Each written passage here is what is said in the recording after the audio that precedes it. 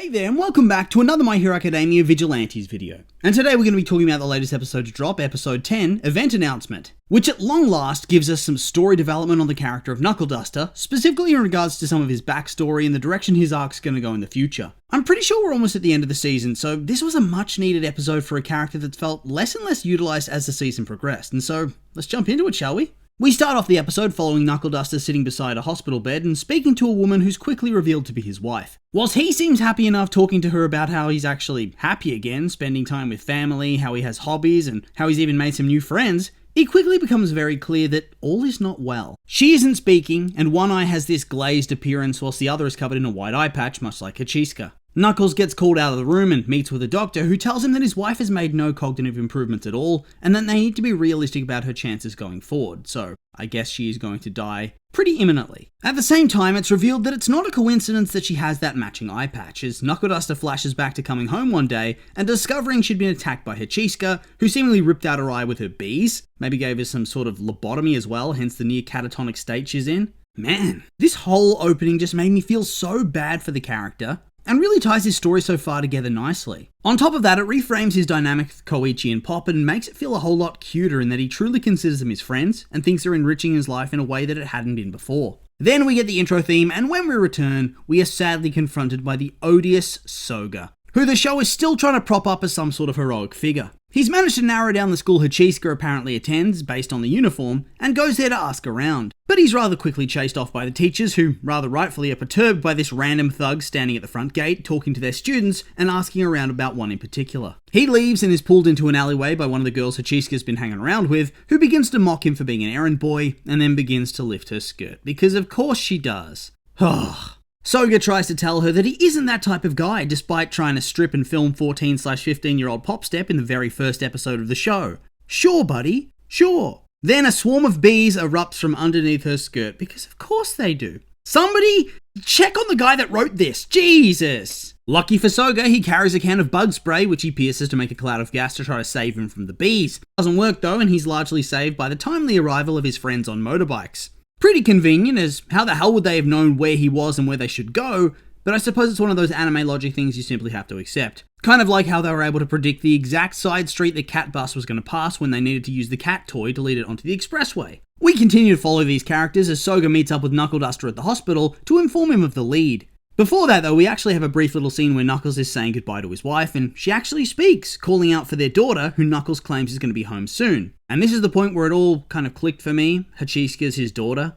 That's why he's so keen to hunt her down. It's why he got so intense about the B-Quirk user in those early episodes as well, when we first met those X-Men middle schoolers. And considering what she did to the mum, yikes. I wonder what the deal with the daughter is. Is she going to have been mind-controlled somehow? Is it going to be a typical League of Villains style origin story where she does have a sympathetic past, maybe being ignored by her parents or something along those lines, but then she snaps way harder than was reasonable and became an irredeemable monster? I guess we'll have to wait and see, but I expect we're going to get that explanation very soon. We also get a moment where it makes you wonder if Knuckleduster actually cares about Koichi and Pop. Soga asks if he's mentioned any of this stuff to his partners, and Knuckles says no, and implies that he's using Koichi as bait to attract more instant villains.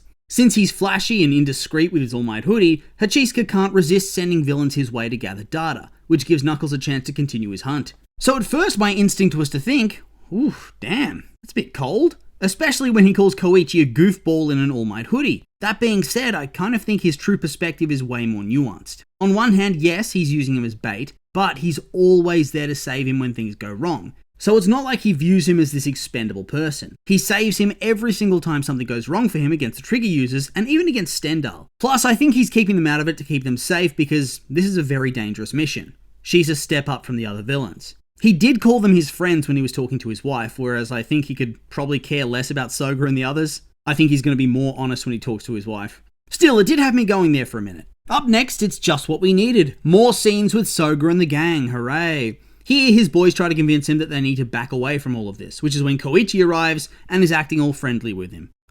Why must it be written this way? Also, the lizard guy laughing at Pop's short skirt and calling her a skank? That's certainly a writing choice. Real talk, does anybody actually like these guys and want them to have a redemption arc? I just find it so weird. We then cut over to a really creepy and well done scene where Hachiska arrives back at her house and starts talking to her parents about her day like a normal person would. Except they're not her parents. They're some random people she seemingly murdered and converted into beehives. Although, maybe they are still alive and just kept catatonic. Her friend was clearly somehow converted into a beehive and was able to be controlled and move around. It's probably a similar thing here. We saw this man is drooling. Ugh.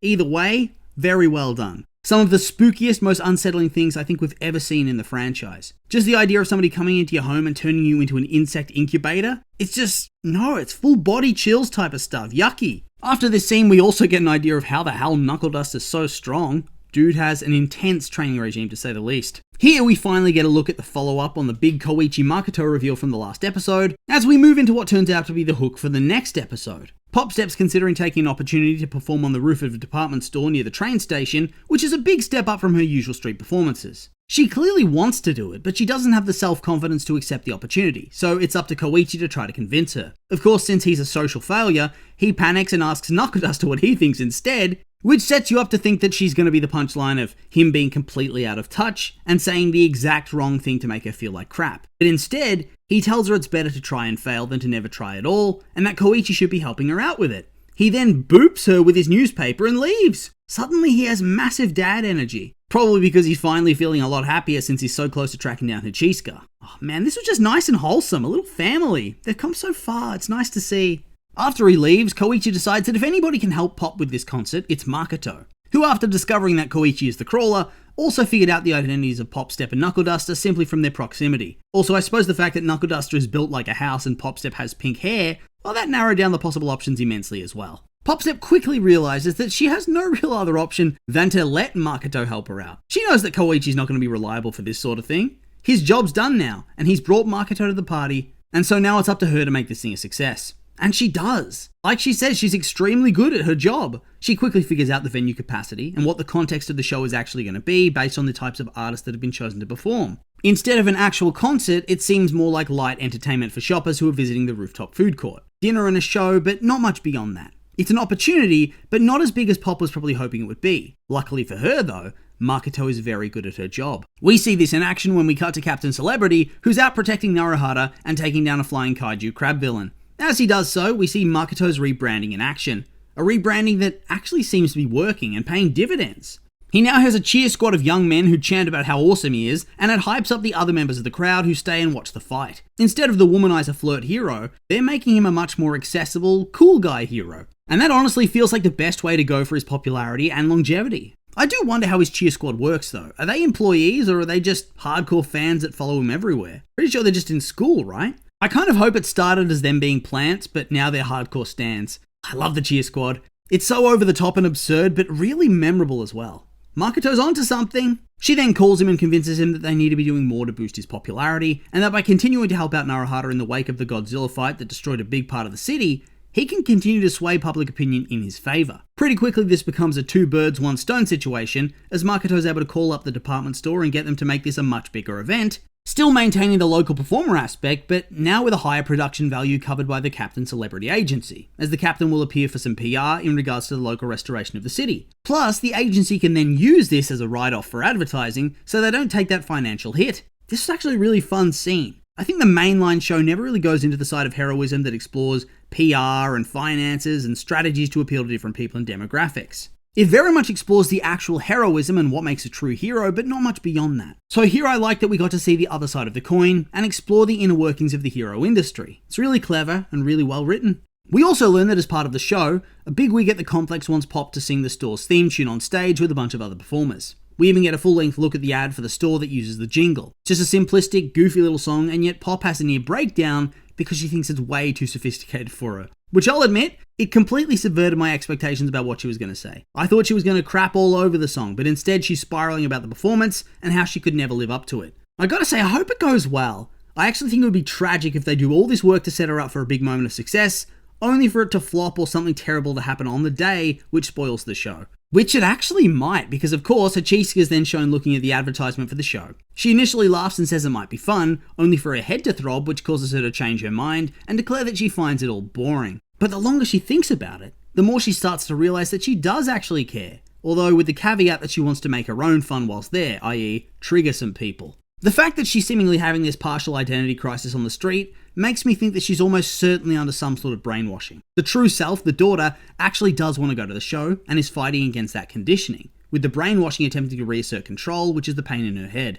I'm curious to see how it all plays out and whether it even ends this season or whether they keep her as a long-term villain. She's then approached by one of the girls who hangs out with her, who asks if she's seen one of their other friends who hasn't been coming to school recently. The girl that attacked Soga earlier in the episode. And yeah, I think she's probably dead. Dead for sure. Or she's a beehive stashed somewhere, which is probably just as bad. I noticed Hachishka doesn't turn at first, and you can see her phone is in her hand and it's shaking, so I thought for sure she was going to straight up kill this person. Until she turns, says nope, and walks off, although the girl does follow her, which is probably bad for her life expectancy.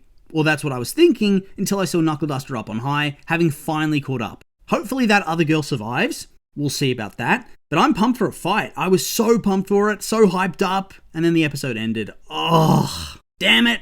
What a tease. Then you gotta wait a week for the follow-up? That's the most painful bit. But at least the preview promises a lot of action. Knuckleduster versus Hachishka, maybe Aizawa getting involved in the fight too. Plus there's gonna be some drama at the show as well. Because, of course there will be. A pretty good episode all things considered, although the Soga POV scenes continue to do absolutely nothing for me. I just don't care about his character after his introduction. Anyway though, with all that being said, these have been my opinions, and now I'd like to hear yours. What do you think of the episode? Do you like it? Hate it? I'm curious for your thoughts, so make sure to like, comment, and subscribe, and let me know.